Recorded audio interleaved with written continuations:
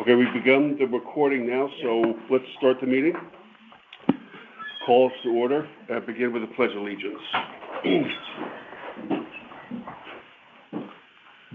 I pledge allegiance to the flag of the United States of America and to the republic for which it stands, one nation, indivisible, with liberty and justice for all.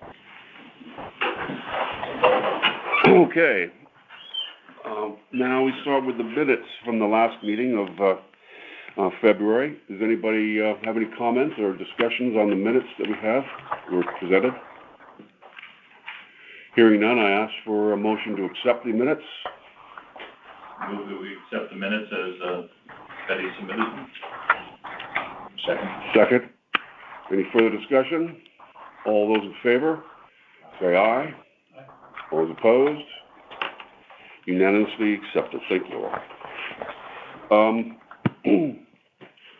So there's not too much on my side to talk about. A lot of things are blended into old business, which we'll talk about in a minute.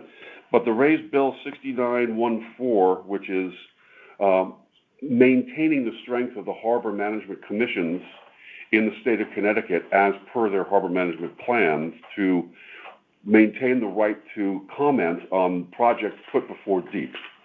And that's being challenged by DEEP officials that suggest that maybe that harbor management commissions are overstepping their rights and they deem it as a veto power in the hands of the harbor management commissions. And that's being argued against, and Jeff is leading that charge with ourselves as well as other harbor management commissions. Anything further on that? I mean, the status of that? Did you get any? No, right. Is it on the agenda later on to talk it more later? No, all right. After our last meeting, there was a public hearing the next day in Hartford. I was going to go with Senator Wong, and Kim Taylor was going to go as well. And Senator Wong was the second speaker, or the third speaker. So that was, rather than wait all day and be called at random. However, the next morning we received, and Senator Wong received, a letter of opposition from the DEEP commissioner, misrepresenting the purpose of the bill. Maybe you could say misunderstanding, but I will say misrepresenting it, arguing that the purpose of the bill is to usurp DEEP authority and to provide veto power to the harbor commissions over the states, and so it was unacceptable. So we spent that morning, Chris and myself, writing not a rebuttal to that, but a statement that was expressed the truth, I think. And Senator Wong, from all accounts, did a good job in reading that into the record, and also presenting his own perspective on what was being proposed. And there's no effort to usurp DEEP authority. The effort is to clarify what DEEP has already approved in harbor management plans. And one of the issues, as we know, is that there was a court case where the judge ruled that there's no legal authority for a harbor management commission to even review or comment on an application for a state permit. But that's always been part of the harbor management process. So we're asking to clarify that. The other aspect of it is that for some time, and I think that, bear with me because I think this is most important. For some time, there's been discussion with DEEP about what's binding on DEEP. Is it a recommendation that's specified ahead of time in the harbor management plan, or is it a recommendation that the Harbor Management Commission makes when reviewing an application with reference to the harbor management plan? And we thought that had been clarified in 2017 when DEEP approved the Greenwich Plan, making clear that it's a recommendation of the Harbor Management Commission presented with respect to the policies in the plan that's binding on DEEP, in addition to a recommendation spelled out ahead of time. But they're not really binding. It's binding unless DEEP shows cause otherwise. So that's what we're asking to clarify in the legislation. But DEEP has been adamantly opposed and has not agreed in response to a number of requests to discuss this with harbor management commissions to try to work this out. And if that's their concern, maybe add a definition in the section explaining that binding does not diminish or alter or the state's regulatory authority. And the show cause means simply, which DEEP had agreed to previously, make an explanation in writing. So where that all is now, talked with Senator Wong since then, with Representative Leeper, with representatives from other towns. So one thing that's clear is that there's much more interest and knowledge about this legislative session than there was 2 years ago. But what will be the end result, we still don't know. But we've again asked DEEP to discuss this, if we need to put a definition in there, we can do that. It just doesn't seem like it should be a difficult matter, but that's where we are. I was hoping either the senator or the representative would call before the meeting today to give us an update. But I will say this is a matter of concern with all of the commissions. The East Lyme Commission is meeting tonight to discuss their, they support the bill, but what they might do to move it forward. The Stanford Commission is meeting tonight. All of the Stanford delegation expressed support and was co-signers. I don't know if all of them were co-signers, but all expressed support. And as Ken is leading the Harbor Management Plan review and update, yeah. This fits right into that because the language is already there. The raised bill document has new or improved language that will be inserted into the new and revised Harbor Management Plan for Southport. Yeah. And then that would need to be approved by DEEP, so there's a strategy involved with that. And one of the examples Senator Wong is using apparently is the Exide project. The Harbor Commission reviewed the applications for the state approvals for that.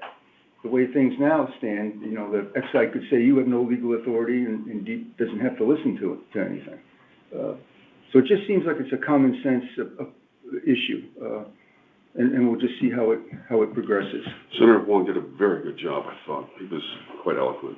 Yeah. Was that really? Yeah, just threw everybody off from our afternoon meeting. Yeah. To go to Hartford the next morning, and then in the morning got the letter of opposition from the DEP commissioner.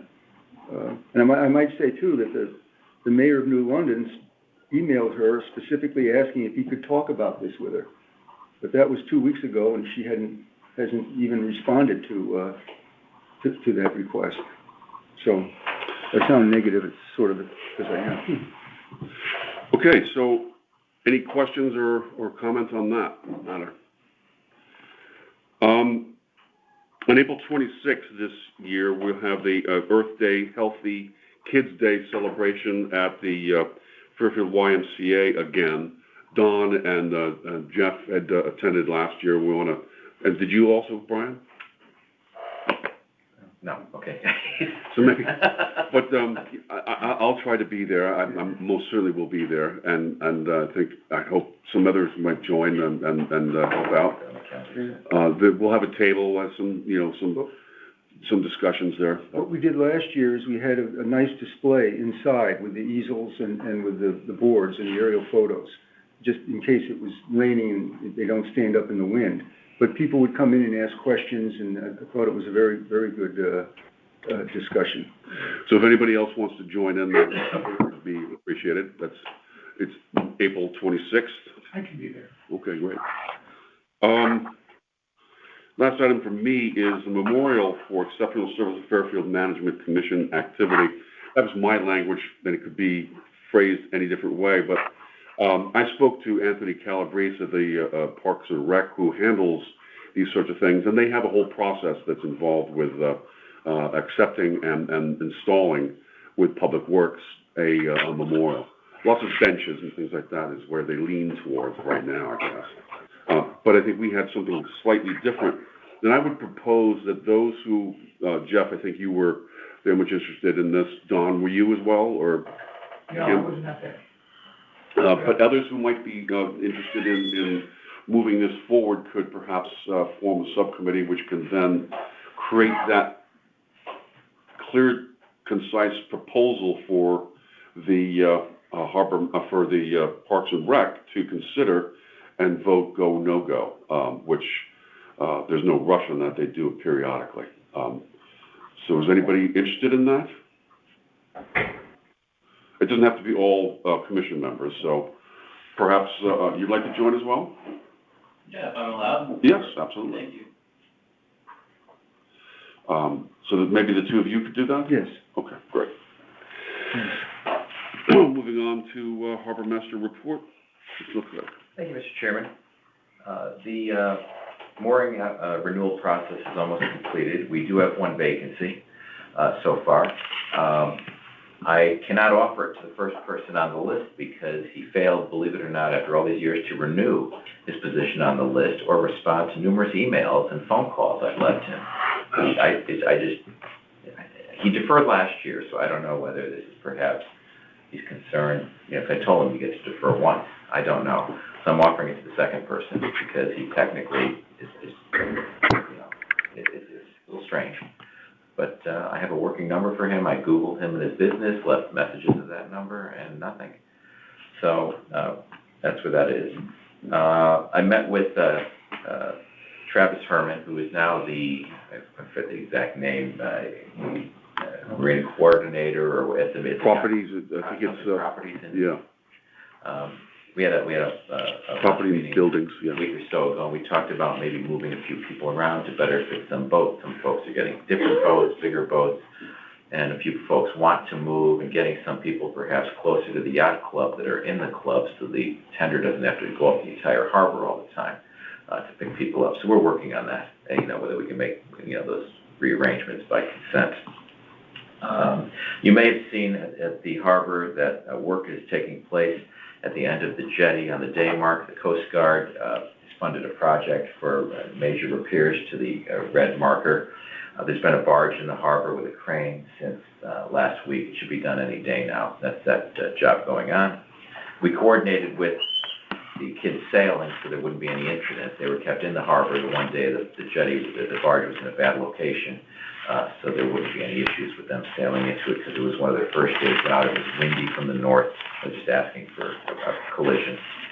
I did talk to the fire department, and I asked them to put their boat in the water since the police boats are not in right now. And I don't think there's any reason not to have their inflatable in the water, just in case something happens like last year. We had the rowers from Saugatuck. There are no rescue boats at all in the water this time of the year. So they agreed that it was a good idea, and they were going to try to get the boat in. I think it's in, yeah. Yeah, they wanted to get it in ASAP, just in case something happens. It's available to go out on it.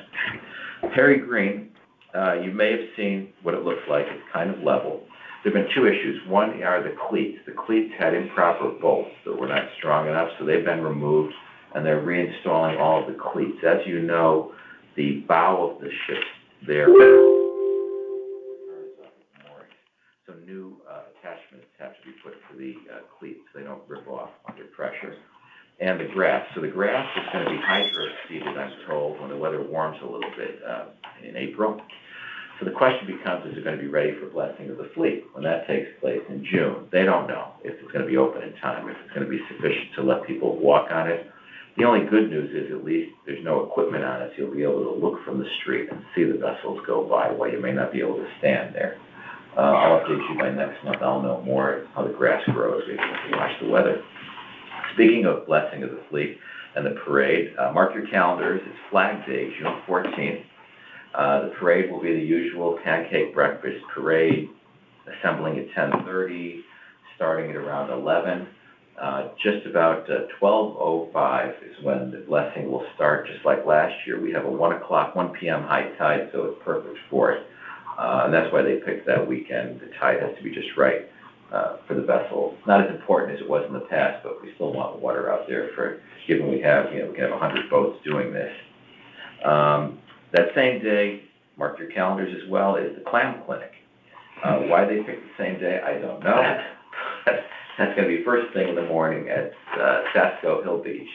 If you have folks haven't been there, it's a fun thing to go by, stop by. Lots of people go, hundreds and hundreds of people go out there for clam chowder and to learn how to clam and to borrow some equipment and go clamming. So it's a very nice event. And that is my report. Thank you. Got it logged in. Thank you. Thank you very much. Any questions for? I just have one other thing. I'm sorry, Mr. Chairman. I just wanted we have an invoice from Granville Printing for $426. for the mooring stickers we print every year. So I'm told that, I believe you have to make a motion at some point during the meeting, We have to vote on that. that being paid, that's what I'm told. I move we approve this, invoice for printing the stickers. Any second? I'll second. Thank you. Any discussion? All those in favor, say aye. Aye. Any opposed? Thank you. Unanimous. Any further questions for Harbor Master? Moving on, we have the two sign, makes me think of that movie, the three-body. Two signs, 3 bodies, 6 dogs. Don, could you give us an update on Yes. that? The 2-sign public safety risk management program has come to a lovely conclusion. And it's worth noting that, I just checked my email, the first discussion on this was in July of 2023, when George and myself and the risk manager for the town sat down. The town attorney, it was a different town attorney at the time, was in the background, but there was a lot of agreement, and with Kim's encouragement,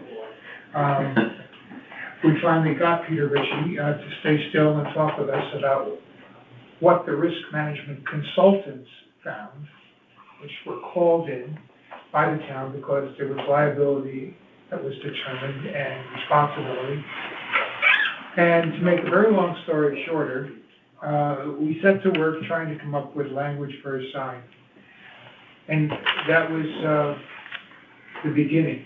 One sign evolved into 2 signs because neighborhood reaction and because of a better understanding of the deed requirements attached to the kind of water lot adjacent to water lower wharf. So one sign became 2 signs, and then there was a lot of debate and discussion about the language on the sign, and a lot of review by people at this table, and by the town attorney, and by the risk manager, and others. And finally, we got to good language. We got to 2 signs. We got to what we thought was a good design, and then we went to the Historic District Commission. And they said, it's a good sign, but it needs to be small, and it needs to be a certain type of type based so that it's acceptable under the Disabilities Act, I forget the full name of it, and all that was done. And I must say, through all of this government minutiae, but necessary minutiae, and all of this government review and revision and community review and revision, George Harris really was a wonderful person to work with. And Belinda, who's not here now, was great. Is she on the phone? Belinda, thank you for being the person that you were, kind of helping coordinate matters with the people that live on Harbor Road, whom you've had relationships with, because per the deed, those people and their descendants had the ability to weigh in on the design of these signs. Thank you. I was extremely honored to work with you both. Thank you. So it was really, from the beginning, people were saying, well, isn't this common sense? And the truth is, it is common. But the sign makes it clear. The signs give people something to think about who come to this space. The signs give people information that they can consider or reject. Signs give law enforcement people the ability to point to information that's out there for them to see on what behavior is expected at Lower Wharf. And the signs can help to give a measure of enhanced quality of life to the people who live on Harbor Road, some of whom were part of the group that gave us that very piece of land. So it really worked out well. Almost 2 years later, on Monday, March 10th, 2025, I was walking down there, and surprise, surprise, there were the signs installed. And if you haven't seen them, it's worth looking at them. We got some compliments from Anthony Calabrese. We got a compliment from the town attorney, from Mr. Paris. And we got no response at all from Peter Ritchie. And anyway, so I was down there today looking at them, and they're, I think, attractive. Someone that I spoke to, just a passerby, said they're attractive, useful, and relevant. And I hope that's how they stay. I have heard no negative reaction or seen no negative comments from anybody in the neighborhood. Have you, by any chance? Not at all. Good. So that, what we thought was a simple exercise, is that. Thanks for your efforts. That was long drawn out, but got it done. Well done. Should we let Attorney Fallon know that, Fallon, he sent the original letter to Kim that kind of instigated this, but I think his clients have moved on. Yeah. I don't know. They moved on. Okay, so it's probably a moot point. Town Attorney Perez is quite aware of it, and is very supportive, and sent me a nice note afterwards. So we can tie a bow on this and Yep. take it off the agenda for future meetings then. I hope so. Okay. Going to the Lower Wharf rebuild, Mr. Stedman. I don't have anything to report. Very Well, good. we did get a permit, a verification from the Army Corps of Engineers for the rebuild, that we signed off on. That's right. Receipt of that, so the timbers and all that, the design for the pier has been reviewed and approved by the Army Corps of Engineers, and that communication was copied to DEP as well as others. That's a general permit. It doesn't need an individual permit. It meets the requirements of the general permit. And then the Corps also had a question that because of what's called their 408 process, anything that affects a federal navigation project has to be, or nearby, has to be reviewed for potential impact on that. And in this instance, the proposed structures are not adversely affecting, they're outside of the setback of the navigation channel. So that's not an issue. Good. So better to have the permit than not. So let's talk after this about the signing of that permit. I've done that, so, and we'll talk after. But we're still waiting for the DEP approval, which is the more involved one. Okay. Sand management.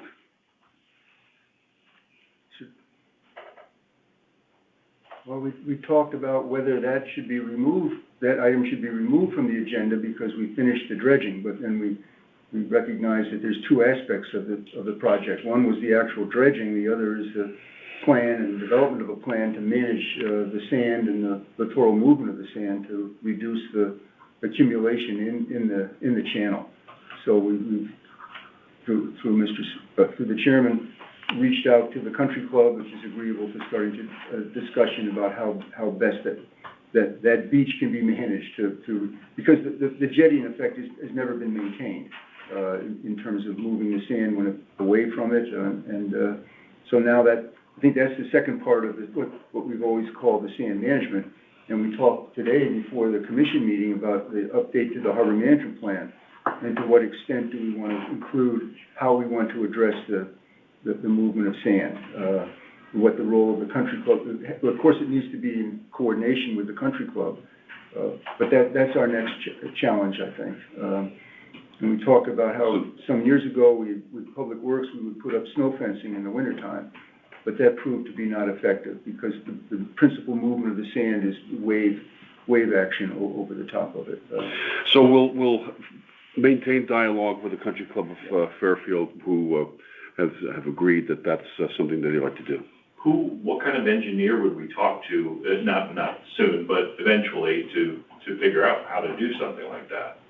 I mean, I know nothing about management of We had sand. retained RACE when we first started this project to make an estimate of the volume of sand that was being moved over the jetty. And that's when we first started this with DEEP, and when we were arguing, this was more than 10 years ago, easily, about the need to maintain and so we had to demonstrate to DEEP that sand is being moved over the jetty. RACE also said that sand is moving through the jetty, interestingly. I couldn't quite figure that out, but it's an engineer such as that concerned with littoral processes, and I don't think we're really talking about building new structures there unless they're temporary. We'll have to move, like snow fencing or vegetation. But yes, that we would need, I think, to get assistance. Well, the other thing is, and I didn't talk with Mr. Kosel yet, but we should think of a different way of marking the outline of the plant mitigation area, that where we transplanted the vegetation out of the dredge footprint. Right now, there's a stake in the ground and a string around it, but having some sort, doesn't have to be a physical barrier, but just something to identify the perimeter of that. But we didn't get a chance to, we'll talk with Mr. Kosel about that. Any questions? Mooring Committee. Mooring Committee chose not to meet this month because we didn't think we had any business that required a meeting, and so I have nothing to report. Thank you. Harbor Master boat request. So this is, when we talked about it at the last meeting, we had hoped to get to a point where we're at a vote today. So let's, and Michael Bailey, you joined the call? Yes, I am. Great. And George, how do you want to proceed? I think that at this point, at least 3 of us on the committee think that it's appropriate to go ahead with investigating the purchase of the boat by authorizing the funds should it be doable. We would have to go through some more steps, purchasing, bid process, so forth. That would be my recommendation. I know that, I think that the commission should talk about it a little bit. So the questions that I think were being posed had to do with the change in the scope of the job of the harbor master as sort of suggested that this is called for. He has to get over to Pine Creek. He's got to be doing that, which is more, he's on the water more. He's on the water supervision and he's right. He's not, rescuing. And while yes, the previous harbor masters did not have, Mr. Leclerc has been using his own boat for a number of years in this facility, in this way of managing the harbor. Mr. Chairman, this Mike Baisley, maybe I could just add a little bit here. I know when we spoke last time, there were just some questions generally around what are the duties and what do we think the duties should be as a town commission. We did spend some time looking, and there are really 2 areas that define what the responsibilities of the harbor master are: the state of Connecticut's regulations, and then the harbor management plan. And in the state of Connecticut is more, it's kind of a hands-off type approach in that it's more of a regulatory framework. They're saying this is what the harbor master is authorized to do, and basically the harbor master, responds to the harbor management plan, but can also move anchored vessels and remove abandoned and derelict vessels. So there is the implication that it's on water duties, but that's just an authorization. It's not, they don't really specify what the duties are per se. General care and supervision, that's kind of the terminology that gets used. So it's really about the harbor management plan at the end of the day. And so we did take a look at that, and there's some general goals in the harbor management plan that I think are relevant in the sense of, taking a more proactive role for the town is one of the, I think, the key goals of the harbor management committee generally, and and establishing and enforcing the regulations is also specified in there. So, none of that is dictated to be done by the harbor master, but that is obviously one of the implements that the committee can use to help with those things. So, the general implication, I think, of the goals and guidelines of the harbor management plan is that, that we ought to be more proactive as a town about managing what happens in the harbor. And that would, to at least from my perspective is, the main implement to do that would be through the harbor master. And then there are very specific duties that are outlined in the harbor management plan, but generally they fall in two buckets. There's a lot of administrative aspects around issuing mooring permits, collecting fees, and all that.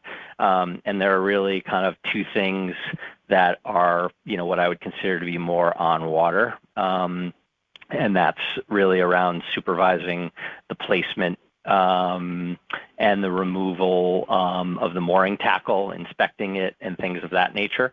So that's one item that is specifically spelled out, and I know we had discussion around, how we could do that if the harbor master didn't necessarily have a boat, but yeah, those duties are laid out in the harbor management plan specifically. And then also there is a general section that says enforcing boating laws and regulations to the extent practical. So that's, just around harbor safety generally and having a presence out there. So, again, there's nothing specific about needing to have a boat, but I think, that, certainly supervising placement and inspecting moorings is an area, and then enforcing boating safety and regulations are also things that presumably require an on-water presence to do it. So anyway, and then as I mentioned in, I think, our previous meeting, different towns handle it in different ways. Some are purely administrative role, and others, it's like a big city department where they're running the gamut and coordinating very closely, and in some cases owning multiple boats and coordinating with police and fire. So anyway, where does that leave us? I think, as George mentioned, I think, as a group, we felt like, not having an on-water presence for the harbor master seems somewhat counterintuitive. Certainly on a personal basis, I feel like, assuming that we can do this with a reasonable cost, and not, impose any kind of undue financial obligation on the town, that, I personally would support having a boat for the harbor master as opposed to having him feel like he's obliged to do these things and not be able to do it unless he has his personal boat. So I'll stop there. So you could also see that perhaps anecdotally, observationally, the harbor usage has changed somewhat. You see a lot more little skiffs, stand-up boards, watercraft, personal watercraft, I guess it's called, than we have in the past.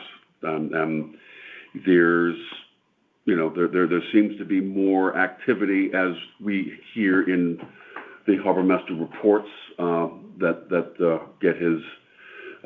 get him mobile on the water a lot. The flip side of that, of course, is that the harbor is patrolled by a launch throughout the season from the yacht club. I mean, people are not going to be the launch driver is not going to tell somebody to stop making a wake. But they're going to be there to pick somebody out of the water if somebody were to fall in and hurt themselves or anything like that. A lot of that, derelict boats, logs, all that sort of thing they can do, and they probably would still do anyway. So I mean, there's a lot of flip side, back and forth on this topic, and I realize that not everyone will be in agreement, but I think we've brought this all forward enough such that we ought to bring it to a vote. I think we'll end up kicking it down the road yet again and again and again. So I think we're here. And I'm sure we're going to get much more information. I think the process of getting the boat would be, it's a new addition to the town of Fairfield fleet for all intents and purposes, paid for by the Harbor Management Commission from the mooring account, I guess, right? Mm-hmm. And that could be as much as $70,000, but it will be owned and maintained by the town, insured by the town, and whatever insurance that you have as a harbor master from the state of Connecticut. A used boat could be $30,000-$40,000. A new boat could be $70,000. I mean, they're not cheap. Done. Is it then, or let me rephrase it as a question. Might our approach be kind of a two-step process? One, to authorize the purchase of a boat to support the harbor master, part one. Part two would be to approve a specified boat to be defined. to be determined, to be priced, to be reviewed and approved. But I don't know what that vote is. No one knows what that vote is. I agree. I mean, we Two-step process. we're not gonna approve the boat because it could be a spectrum between 20,000 and 70,000, let's say, you know. We don't have that information to make that vote. But to proceed towards getting that proposal, that offer, And then there would be a second vote on the boat. that specified vote. Yeah. Whatever it was. That's the way I see it. We would have to go through purchasing. Anything over $25,000 has to go through a bid process or a government contract. Right, so the process would have to be followed that way as well. You're right, George. So how that works, and I can explain, because I do this a lot, is there's a state bid list, they call that, where certain contractors will submit bids to the state of Connecticut. It could be for sand, it could be for police cars, for instance. Car dealers will say, any municipality in Connecticut who wants a Ford Explorer police car, this is the price. And that's called the state bid list. You can go off, a municipality can go off of a bid list if there was a boat that's something that, you know, in this case, that would be what you want. You could buy it off the bid list. Otherwise, you have to do a request for proposal, an RFP for the bids. And you have to specify what you're looking for, and then the bids come in, and then you'd have to approve them. So you'd have, that's the second way to, how that gets done practically.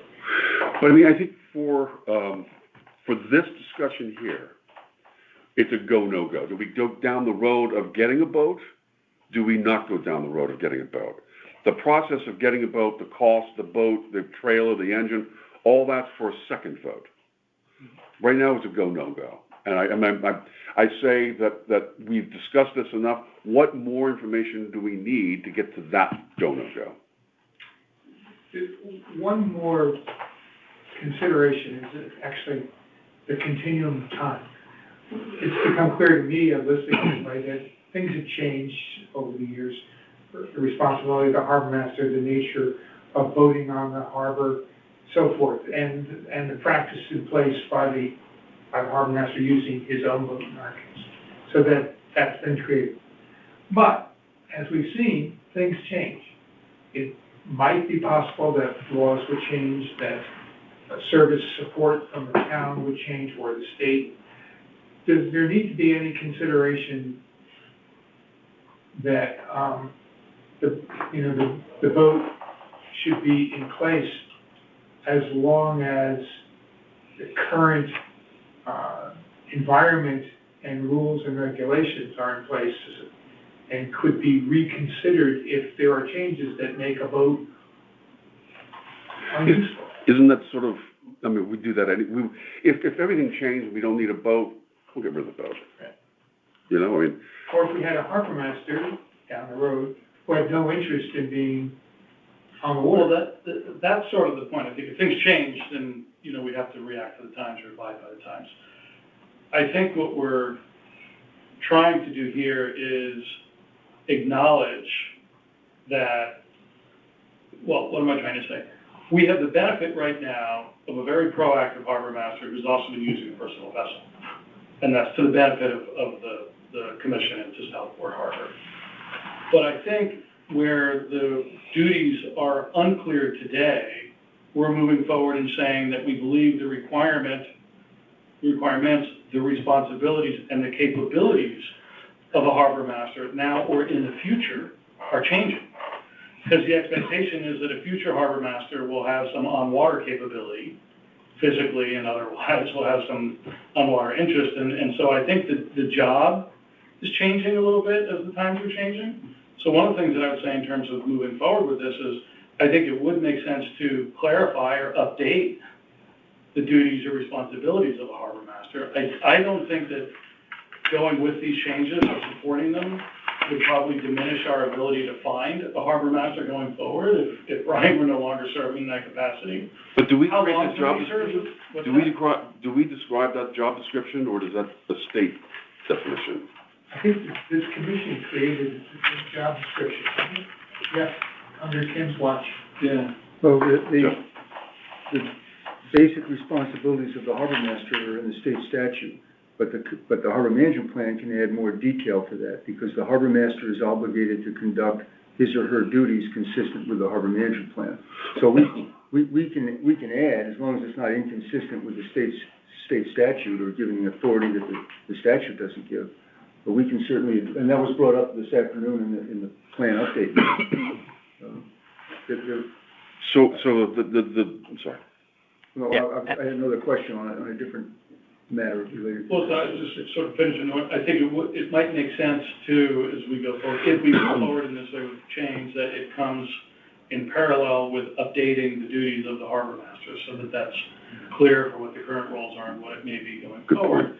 And I would also say that I don't really know what equipment we're looking at, but that the harbor management area is a relatively small area. The job has been put together pretty clearly here in terms of supervising placement of tackle, enforcing boating laws, other things, that we don't overboat it in terms of what we're doing, because it's, there's plenty of equipment that other town resources have for more significant water areas. It just turned to a die-down with oars. Yeah, exactly so. With a sail?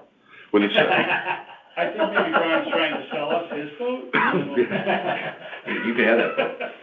And I have looked, I've looked for, I understood, I'm not, I didn't go out there saying I want the $1 million boat, or that you're very easy to spend $400,000 on boats nowadays. I looked at something that's 17-foot size kind of thing, something realistic that we really need, not.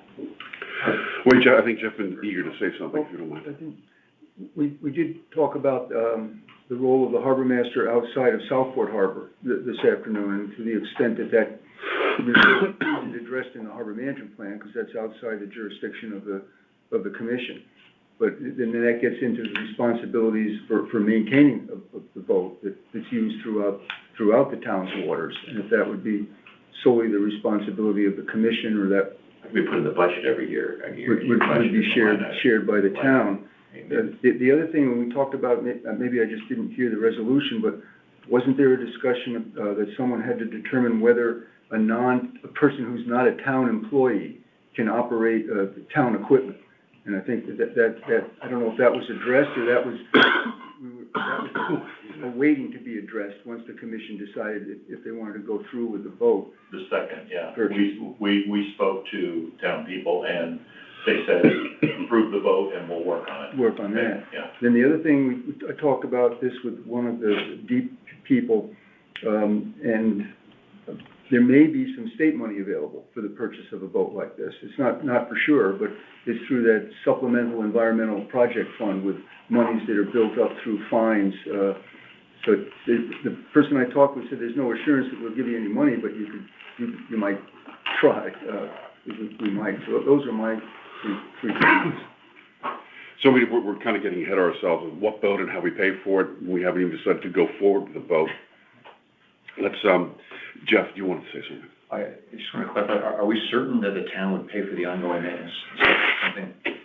That's, I think, subject to, if we were to do this, we would.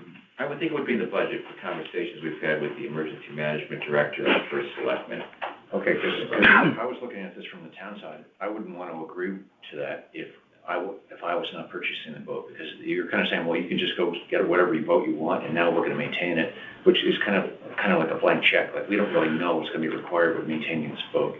I'm assuming that it would be part of the town fleet that the town's going to have to approve through the whole process that Brian had mentioned before, so that we're not going to be buying. We wouldn't buy a boat that wouldn't already have been approved of by the town. I see. And the fact that it's on the part of the fleet, the maintenance would probably go onto our budget. Oh, so we would end up paying for it out of our. Well, we would have to create a higher budget than we have now to accommodate that. We could have a new line item in the budget for maintenance of the boat. So we've got the boat, they would then just have to. But it would be our funds out of our funds, but the budget. So instead of asking for $10,000, whatever the budget is, you'd ask for $11,000 or $12,000 to pay for the bonding, the winterization of the engine kind of thing, and then the town would fund that through the annual budget process. So Betty would have that money, in the line item in the budget. Unless they felt it should come from the same source that the boat purchases come from, the mooring account. That's right. There sounds like there's still some uncertainty around that, that you bring up, that we need to tie that all up before we go forward. But the question still before us is conceptually, is it go, no go? Do we have the information Mr. required? Chairman? Oh. Sorry, Michael? Yeah, no, I was just going to add, I mean, a lot of these questions we've been logging and have had some preliminary discussions, but a lot of them can't be advanced until we're in a position where we decide that, yes, we want to look into this more formally, right? So it's kind of the cart before the horse on a lot of these questions. So is there more information that the commission feels it needs to have to come to this conclusion of go, no go? When you say no-go, what exactly are you? Go, to proceed with the process of, engage in the process of moving toward getting a vote, as opposed to not. I think I would need more information about what the duties are actually gonna be that we use the vote for, and therefore approximately how much we would be spending on a vote, because, and the way I see it, see a lot of these duties you could do from a dinghy, with minimal expense. And then at the higher end, if we're talking about $70,000, is a very different picture of the initial expense and also the ongoing expense. And whether to go or no go, to me, would have to be contingent on knowing a little bit more about what exactly direction we're heading in. A subsequent vote would be, you would get the number and you approve it. Okay, and between now and then, the job description, as Doug was suggesting, needs to be spec'd out such that it would define the nature of the vote. Right, exactly.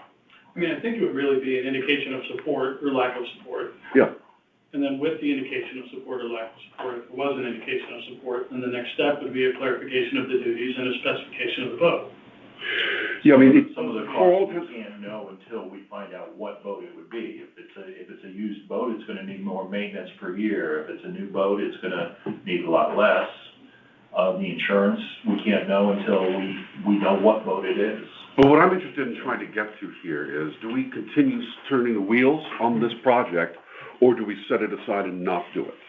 And in so doing, we give, George and Michael and some permission to get out and get some real data together that they have not been able to do so up until now. Yep, I just Mr. drafted a one-sentence resolution draft that I think speaks to what you're talking about and what you're talking about too. Can I read it? Please. Just a draft. Resolved, the Harbor Management Commission authorizes the boat subcommittee to proceed to specify the type of boat the harbor master might use in the future, and all costs for the boat, for insurance, maintenance, as can be determined. That's it. So we're just voting for them to proceed to define the boat, to understand the costs, understand the maintenance, get that information, and that becomes the second discussion. And I agree with Doug, in order to get that information, and as you point out, in order to get that information about the costs and the maintenance and all the rest of it, you need to know what the job entails so that you can define the boat. So that could be added into the fence. Yeah. There would be a third thing, it's just to specify whatever, and also any appropriate revisions to the job specification. Yeah, So is that a motion? I'd like you to read it again, if you don't mind. you can finish this last sentence, sorry, we'll forget it on this.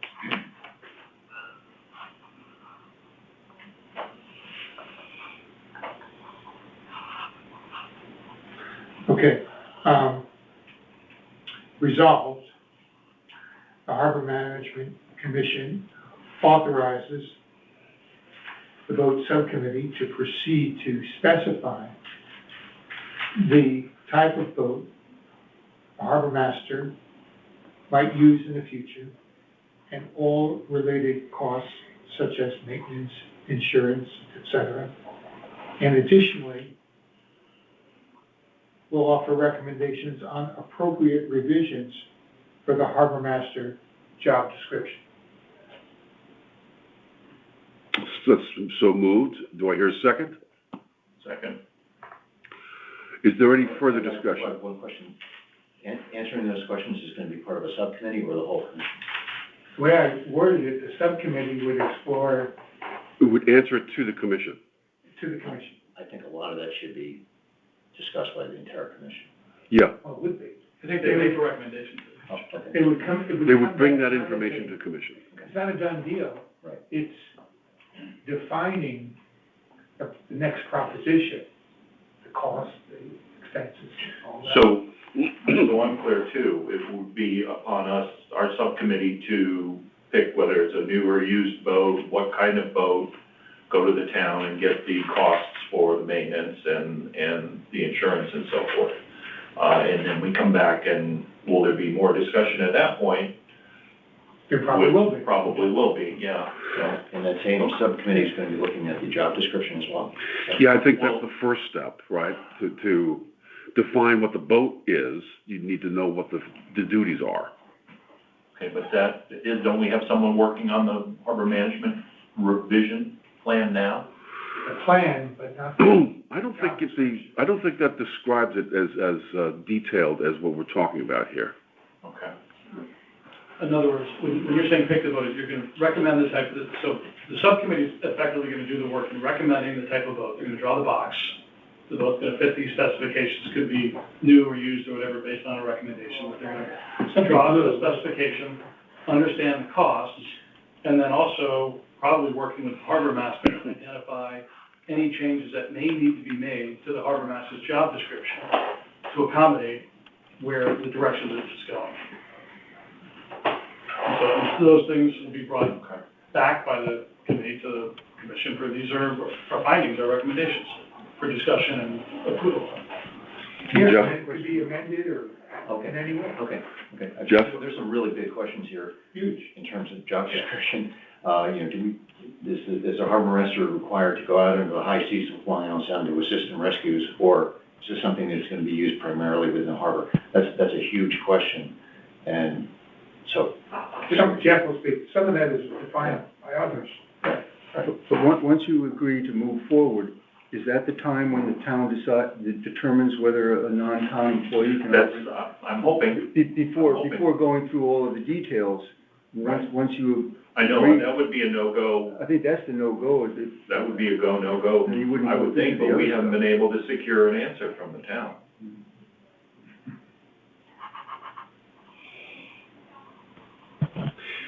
So Numerous times. You're saying that until the commission decides that it wants to proceed with a vote, they're not gonna answer that question? That's. Well, then that would be what this vote does, is it Yeah. tells, so that should give you that, all right, so we have a motion, we have a second, and is there further discussion? Hearing none, all those in favor say aye. Aye. All those opposed? Thank you very much. Mr. Chairman, I think on the non-town employee, I could talk to them. They've done this traditionally, if you remember, with the voter education classes that they offer to the rec department, and they let people use the whalers. They had a fleet of whalers, or several whalers, they would use as boat training to get your boat certificates in the summer. Town boats, traditionally. Okay, so, well, They have a history we'd of want to, doing, we'll confirm, but I just want to say there was a history of that. Just to be clear, Dave Henry did not vote, correct? Dave, did you vote, and Mike Paisley? This is Mike Baisley here, and I would affirm the vote. And Dave Henry? Likewise, I vote for him. Thank you very much. Moves us to the POCD discussion. Is there anything further to add on that one?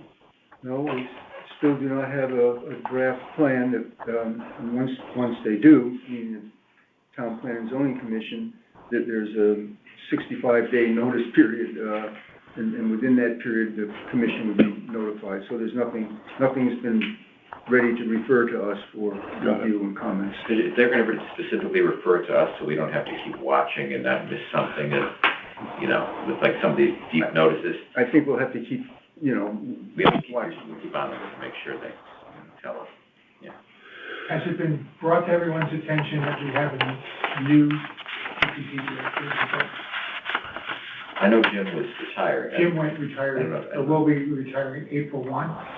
And according to the conversation I heard at CPD, Ellen Hannigan or Harrigan? I should know. Is it Hannigan or Harrigan? I'm not sure. Will advance and replace Jim Wint as the town director of planning and zoning. Any further questions on the POCD?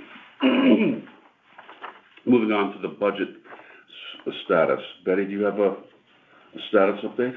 Yes, there's nothing needed, nothing else needed from the Harbor Commission, and we just wait until the RTM votes on Port of Pines, not have any questions. Great. I have a question. If we wanted to add something to the budget for the following year, when's the timeline for that? And how would we do that? Next year.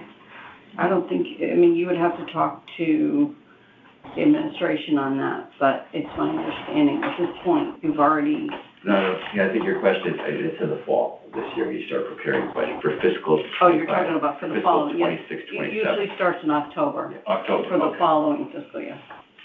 And that is something you could request a budget line item? I do your draft budget every year. Yep. And I bring it to you, and then you make whatever changes, or... Thank you. You're welcome. Any other questions about the budget?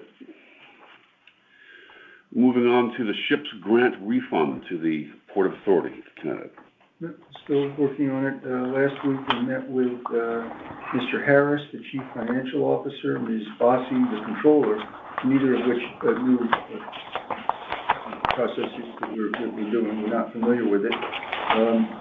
We then calculated the amount of race expenses, and turns out I was off by 50 cents, but they picked that up. That is amazing. And then we were able to attribute some of my work to the amount as well. Because at some point we started itemizing what I did with respect to the project.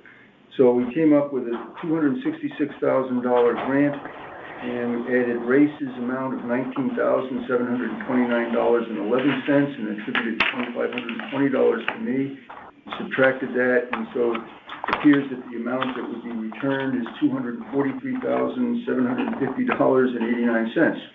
And then the question is, does that require a vote of the Board of Selectmen, which they were going to check that, because the Selectmen had to vote apparently to accept the grant. So that to return the amount would probably require another vote. But there was no reluctance by the CFO and the controller to not return any money. And Betty, to her credit, immediately went through to determine where all the different accounts were used. It was quite a bit. And so maybe by the end of next week, and the grants administrator who left, he had drafted a letter to the Port Authority from the first selectman that would accompany the return of the money. So we shared that also with this. But the main thing was that the financial people of the town now are aware of what we're doing. And I talked with the Port Authority. I haven't talked with her yet this week. So we'll see. But we're making progress on it. Just to clarify, because I think I heard you say, are the remaining kind of hurdles to go through work requirements to determine whether or not the RTM would need to approve it? We didn't discuss the RTM, we discussed the Board of Selectmen. To determine whether or not Board of Selectmen... Yeah, needs to vote to approve it. Okay. And then the other thing is And then they would have to have that vote. Yeah, and then we also scanned all of Betty's, I say Betty's, referring to all of the documents that document that include races invoices and the proof of town payments of them. It's a big, thick book, and we scanned all of that has to go along with with what we call the accounting amount. So I have to finalize all that in a form, but so we made a lot of progress last week. Great. So the amount due to refund has been quantified, and all the expenses have been scheduled and can be proven easily. So then now it's an RTM vote, Board of Selectmen. Board of Selectmen vote, and then off it goes. Yeah. That's Okay, very- good. And let me say, that's very gratifying. to Well, hear. I haven't put this all on the form. I mean, we've typed it up and we've got notes, and so I have to redo the typing, but that's right. I took it, in the last month of my term, I took probably a wild and reckless move, but I said to Fayola, that I expected, I hoped that we could get this done by the end of the first quarter. Now, I said that without knowing exactly what needed to be done and not even being in a position to do it, but it looks like we're going to be pretty close to that. And I thank you for all the diligence. We haven't done it yet, but once we do this, also, our anticipation is that the new executive director of the Port Authority and perhaps the finance officer, that they've asked if they could visit Southport, just to see what we're working on and look at the projects and what we've done, because we hopefully want to be eligible if there are future grant announcements later this year. Great. It's interesting, I just know that it was February of 2023 that I got a call from Ulysses Hammond. I was on vacation, and he was the one that brought this up, that, you're gonna have to pass back. And, so it's, again, gratifying that we're at this position at this time. Thank you. Great, thank you. Any more questions on that front? We move now to the Yee Yacht Yard dinghy dock. And you may recall that Brian brought this up, and he had some pictures showing that mean low water, particularly at full moon and new moons. You have very, very low water at the dinghy dock, so that it can't be used at mean low water. I brought this to the attention to Anthony Calabrese, who said, there's a lot of effort already going on towards getting a dredging underway at the Penfield, not Penfield Pavilion, the marina, and that's underway. They're trying to get that done. He's now got this on his docket, and he's been working through the public works with his own people. So I expect we'll get more about this, but it's not our job, but to get going if we can, and I offered whatever help we might give. But that's where we are with that. It's also interesting, not to belabor all this stuff, but when we're talking about expenses and costs that we've estimated and have incurred, but there's 2 outstanding purchase orders still for the last 2 concrete planks for the boat launching ramp. And they've been in place for over 10 years, I believe. So when we talk with the financial people, their inclination is to eliminate those purchase orders because they've just been carried on. And of course, Bill, the town engineer, if we ever want to do this project again, we'll just have to probably authorize additional money to buy the additional planks. Okay. Any further questions on the dinghy dock? Moving now to the harbor management plan. Kim Taylor. Thank you, Chris. As many of you know, the current harbor management plan was approved by the RTM in 1995. We started several years ago a plan to update that plan to make it reflect goals achieved, and we made substantial progress on that. We did the harbor survey, which is on the website, who uses the harbor and how they feel about the plan and the commission's management of the harbor, et cetera. And then we got overwhelmed by lower wharf issues and dredging, and we stopped.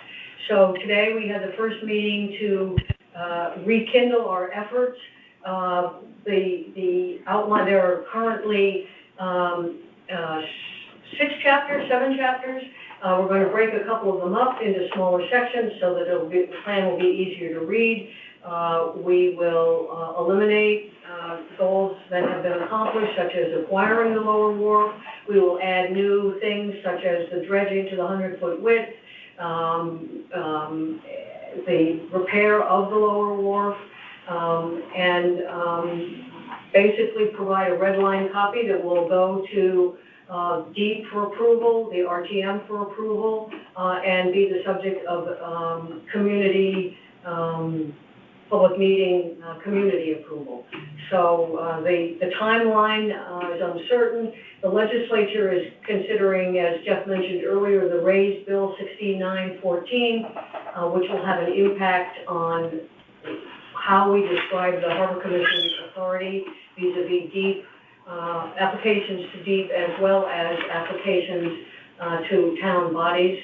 And so we will not probably deal with that section of the plan until after the legislative session is concluded in early June, which we hope will then give us some guidance on what the legislature has in mind for the relationship between DEEP and the harbor commissions over the state. But that remains to be seen. The other work, updating, taking out things we've accomplished, adding the online mooring system, et cetera, those things we can do.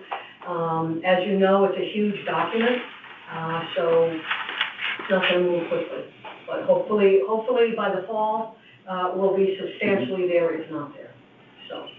Thanks very much. Are there any questions on the And this is something that if we make changes to the harbor master's responsibilities, that we could put into this. I don't think the plan deals with that level of detail. I mean, theoretically, we could certainly consider it, but the plan does not have a harbor master job description in it. I mean, it's very, very general kinds of statements citing the state statute. Because that's pretty much it. Do we have any, something to work from? Yeah, I think it sits on the town website, doesn't it? The harbor master description that was was revised in order to, I thought I remember. Chapter 24, the code of, yeah, I've got it here. Chapter 24, section 2, defines the responsibility of harbor master, including implementing the management plan for Southport Harbor. Right. This is not that. Yeah, this is that. That This is that plan. Okay. But again, it's very general, and when we were interviewing candidates for the harbor master position, the job description that we created reflected things that they have to do. They have to be able to get in and out of a boat. They have to be able to work with an online system. They have to be able to do mostly the administrative things, but it was a reflection of past behavior of harbor masters. Right. It was also, if I'm not mistaken, a job description created for the assistant harbor master. Which was based on that. But, So a document exists, but it's not online. It's not on the website. What is online is the Connecticut statutes relating to it. But I don't know. But I think it's a good question for us to consider when we're updating the plan. To what extent do we want to put detail? Some of the stuff you're talking about were qualifications of an applicant. But I think it's a good question to figure out how much detail do we want to put in the plan. But George is asking this from the standpoint of what Right, do you do guys, or the commission asked me to come up with a better job description for the harbor. Where are we gonna put that? Or is it gonna be? where do you start from? Where is it? Right. I remember seeing it. It's in the statute. I mean, I can go back and see if I can find what we published, but I know you'll find that it's pretty much a reflection of past harbor master administrative duties, and the ability, the only time we mentioned a boat was the ability to get in and out of a boat, because we didn't have a boat. Right. So, basically, we wanted somebody who could get into a yacht club boat, or some other kind of boat and be ferried around. So if anybody has an older document that can give to George and Michael to sort of move that along, that would be good. I'll go look. I believe I have it. You have it. Betty has it? I'll look. Okay, Yes, any more? This is Mike. I just add that I just went through the harbor management plan in connection with this discussion, and so there's like two specific sections, 430 and 6-40, that deal with the harbor master's duties and responsibilities. So and Kim's right, they are, pretty generic, but they're specific only in one area, which is as relates to the mooring, allocation of moorings, supervising and the placement of moorings, inspecting the moorings. So all those duties that are spelled out in pretty good detail.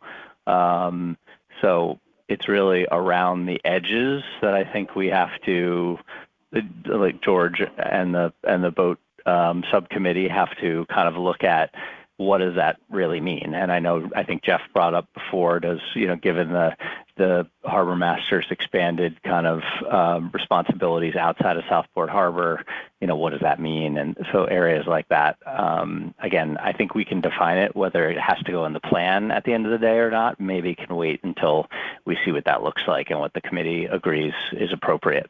So. I just want to add one thing. We have 4 people on this subcommittee, and 2 of them are harbor masters. So, and they're writing their own job descriptions. So I'm just. Well, we probably need to get their input, but we approve of it. Okay. Right? But yeah. Yeah, and Jeff, the only other thing I'd add, this is Mike again, is that like George and I have largely been doing most of this, and Brian has been giving his input, but we've been mindful of that, inherent conflict, so to speak. So. All right. Well, we were talking about the management plan itself and the updating of it. Any further comments on that? Okay, hearing none, that's the end of the old business for today, and we'll move on to new business. Is there any new business for today? Could I bring up the matter of the Tide Mill Dam and the tide gates? We talked about that last month. And we mentioned that and the harbor master had received express concerns from a property owner on the Mill River upstream that the tide gates at the Tide Mill Dam are in disrepair, and what's the remedy? And the harbor master referred this to the conservation director, Mr. Bishop, and then at the last meeting I was asked to follow up on all this. So Mr. Bishop actually showed me the other day in his office a very, very clear video, and one of the tide gates is missing.